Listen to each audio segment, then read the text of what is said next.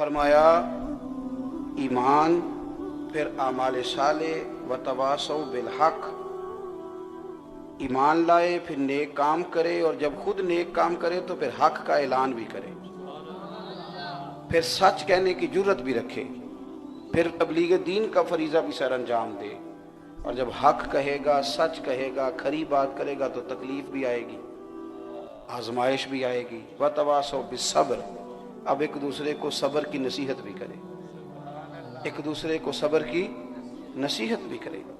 आला हजरत फाज़िल बरेलवी रहमतुल्लाह ताला अलैह की आप जिंदगी को देखें, जहां तक बात है ना ईमान की, यकीन कामिल जब तक इंसान को नसीब नहीं ना होता, उसे मुसलमान होने का मजा नहीं आता। कच्चा पक्का जब इंसान का नजरिया होता है ना, कच्चा पक्का कि पता नहीं नमाज पढ़ने से वाकई रोजी में बरकत होगी कि नहीं, वाकई मैं ये काम करूंगा दीन का तो मामला ठीक हो जाएगा। कच्ची हमारे यहाँ ना बहुत सारी बातें किलो काल में हैं। मेरी तरह के कई बयान करने वाले भी इंशराह सदर नहीं रखते, गुफ्तगू की हद तक बातें हैं, नशिस्तन गुफ्तन बरखास्तन, बड़े भोले भाले, बड़े अल्लाह वाले, पर रियाज आपको बस हम ही जानते हैं। बहुत जब इंशराह सदर होता है ना, यानी इंसान जो कह रहा होता है, जब उसे यकीन होता है उस पर, जो कर रहा होता है यकीन कामिल से कर रहा होता है, फिर उसके लिए रास्ते मुश्किल नहीं होते, फिर उसके पास दो राय नहीं होती, वो एक ही रास्ते का मुसाफिर होता है, और जिधर जाता जाता है अल्लाह उसके लिए आसानियां फरमाता जाता है। हमारे यहाँ कच्ची पक्की बातें, दुनियादारों पे एतबार ज्यादा है, दुनियादारों पर हमें यकीन ज्यादा है, एतमाद ज्यादा है।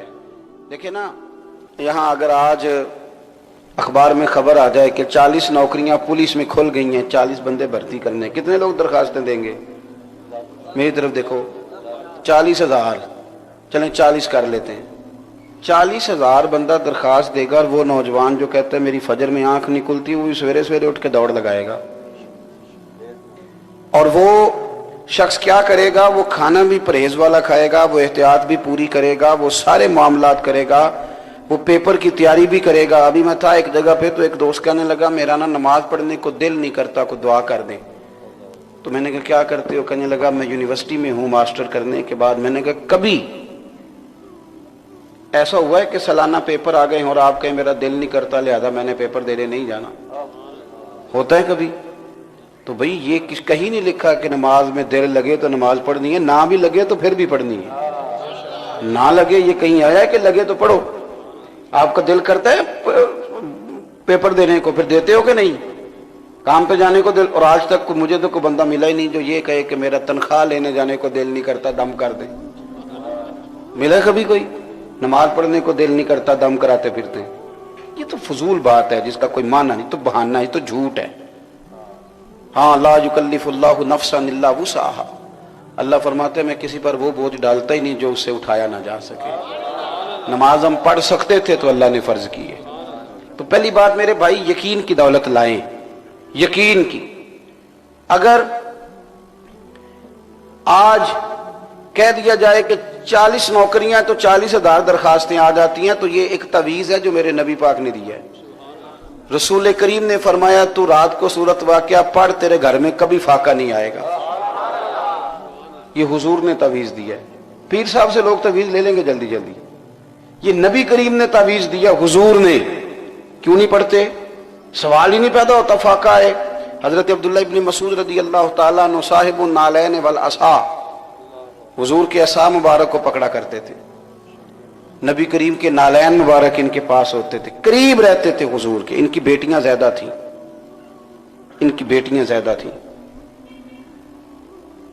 बीमार हो गए। हजरत उस्मान गनी रदी अल्लाह तआला अन्हु का दौरे खिलाफत था। जनाब उस्मान गनी खुद चल के गए, जाके कहा अब्दुल्ला बीमार हो गए हैं, हुजूर अलैहिस्सलाम के बड़े महबूब हैं, मैं चाहता हूं खजाने से कुछ मदद करूं, आपकी बेटियां ज्यादा हैं ताकि उनके लिए मुस्तकबिल में आसानी हो।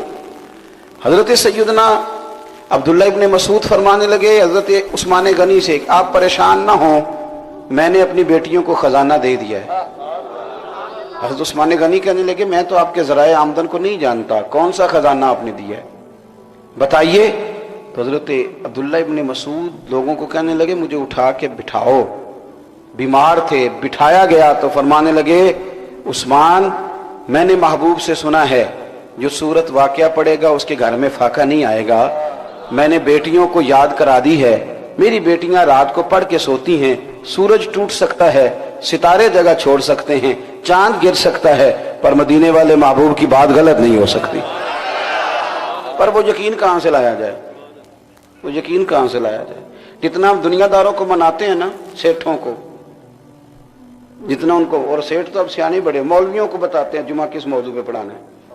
ہاں میں جب بیٹھا تھا محفل تھی تو آپ کو پتہ ہے ہم نے بھی جس سے لاکھ لینا ہوتا ہے اسے ہم نے اسٹیج پہ بٹھانا ہوتا ہے، کہ ہماری بھی مجبوری ہے چونکہ انہیں چندہ دیے ہوئے ہے۔ غریب آدمی تو محفل میلاد کے اسٹیج پہ بھی نہیں نہ بیٹھ سکتا، یہاں بھی امیر ہونا شرط ہے، وہ بیچارہ پیچھے بیٹھتا ہے چھپ کے، یہاں بھی ضروری ہے سیٹھوں کا، نوابوں کا، چودھریوں کا۔ اللہ تعالیٰ معاف کرے، میں تنقید نہیں کر رہا لیکن عرض کر رہا ہوں یہاں اگر محفل میلاد میں بھی غریب آدمی کو عزت نہیں ملے گی تو سیاسی جلسے میں تو پہلے ہی نہیں ملتی، وفاقی کابینہ میں تو پہلے نہیں پوچھا جاتا، تو میلاد کے جلسے پہ بھی اب قبضہ امیروں کا ہو جائے گا، لاکھ دو اور آگے بیٹھ جاؤ۔ میرے عزیز سمجھیں اور یاد رکھیں ہمارا جو مزاج ہے ہمیں اس کے مطابق سمجھنا چاہیے۔ یہ جو بے یقینی ہوتی ہے نا، بے یقینی دنیا کے مگر بھاگنا اور رب رسول کی بارگاہ کی طرف توجہ کم کرنا، یہ اللہ کی رحمت کو ناراض کرتی ہے۔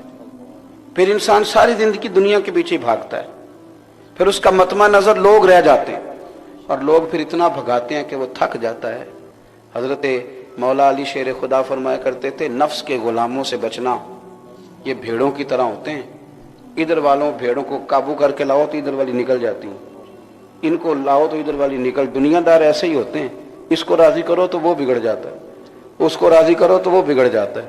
تو اتنے بندے راضی کرنے کی ضرورت کیا ہے؟ بندہ ایک رب رسول کو کیوں نہ راضی کرے؟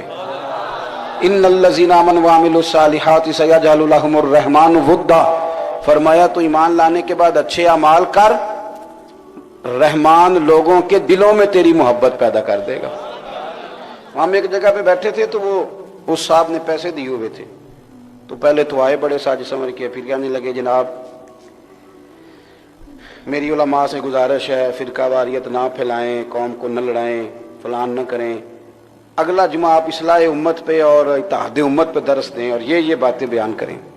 تو باقی تو برداشت کرتے رہے، میں ذرا خشک آدمی ہوں، طبیعت میں خشکی بہت زیادہ ہے، کچھ باتوں کا الٹا اثر ہو جاتا ہے میرے اوپر۔ میں نے ان سے کہا، میں نے کہا کہ مولوی لڑاتے ہیں قوم کو کہ سیاستدان لڑاتے ہیں؟ یہ اس صوبے میں میری گورنمنٹ تو اس میں تیری گورنمنٹ، تو یہ سارا دن ہمارے بچے فیس بکوں پہ لڑتے رہتے ہیں، کوئی کچھ بن گیا تمہارے پیچھے تو یہ ہم نے لڑایا ہے کہ تم نے لڑایا؟ میں نے کہا خبردار، تم کون ہوتے ہو علماء کو مشورہ دینے والے؟ دعائے قنوت آتی ہے، جنازہ آتا ہے، جاؤ اپنا کام کرو جا کے، علماء کو مشورہ نہ دو بلکہ ہم سے پوچھو کہ اسمبلی میں تقریر کیسے کرنی چاہیے، ہم تمہیں مشورہ دیتے ہیں۔ اور ویسے بھی وہ کوئی اور لوگ ہوں گے جو تمہاری باتیں سنتے ہیں۔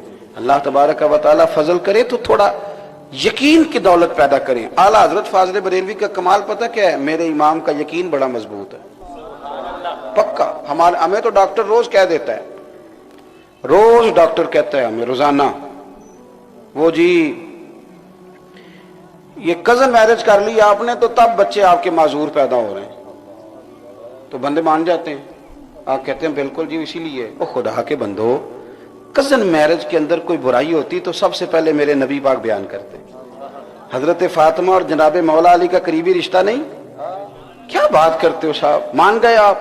ڈاکٹر کے پاس جائیں، وہ کہتا ہے جی کھانسی ہے آپ کو؟ ہاں جی۔ اور کس کو ہے گھر میں؟ اور کس کو یہ بیماری ہے؟ او خدا کے بندے عجیب بات کرتے ہو، ڈاکٹر کی بات مان لیتے ہو۔ بخاری مسلم میں میرے نبی کریم علیہ السلام کا فرمان ہے کہ بیماری متعدی نہیں ہوتی، ایک سو دوسرے کو نہیں لگتی، حضور نے کہہ دیا ہے۔ تمہیں جو ڈاکٹر کہتا ہے چپ کر کے مان کے آ جاتے ہو، جو ڈاکٹر کہتا ہے مان لیا۔ بھائی نبی پاک صلی اللہ علیہ وسلم سے ایک شخص نے کہا یا رسول اللہ یہ میرے اونٹ کو خارش پڑ گئی ہے اس اونٹ سے، توجہ ہے میری بات پر؟ حضور اس اونٹ کو خارش تھی تو اس کے سبب میرے اونٹ کو پڑ گئی، تو کیا شاندار جملہ ہے میرے محبوب کا۔ حضور فرمانے لگے تیرے اونٹ کو تو اس اونٹ سے پڑی ہے تو اس کو کہاں سے پڑی تھی؟ کہنے لگا جی وہ تو قدرتی معاملہ ہے، تو حضور فرمانے لگے یہ بھی قدرتی ہے، یہ قدرتی ہے، بیماری متعدی نہیں ہوتی، مریض نہ کرو۔ نہ کوئی قریب نہیں جائے گا۔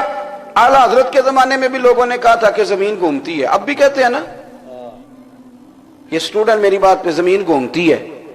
اتنی موٹی کتاب لکھی اعلیٰ حضرت نے، مارکیٹ میں مل جاتی ہے، زمین ساکن ہے، اتنی موٹی کتاب، اس کا نام ہی زمین ساکن ہے، اتنی موٹی۔ اعلیٰ حضرت فرمانے لگے جب صحیح مسلم میں حدیث ہے کہ نبی پاک علیہ السلام فرماتے ہیں جب اللہ نے زمین کو پیدا کیا تو زمین کانپنے لگی، تو پھر اللہ نے پہاڑوں کو بطور میخیں بنا کے اس کے اندر ٹھوک دیا تو زمین نے ہلنا بند کر دیا۔ جب میرے نبی نے کہہ دیا نہیں ہلتی تو سارا زمانہ بھی کہ ہلتی ہے تو ہم ماننے کو تیار نہیں مانتے، ختم ہو گئی بات۔ یہاں ہمیں پتہ ہی کوئی نہیں، بس جو دنیا کہہ رہی ہے اس کے پیچھے لگ رہے ہیں۔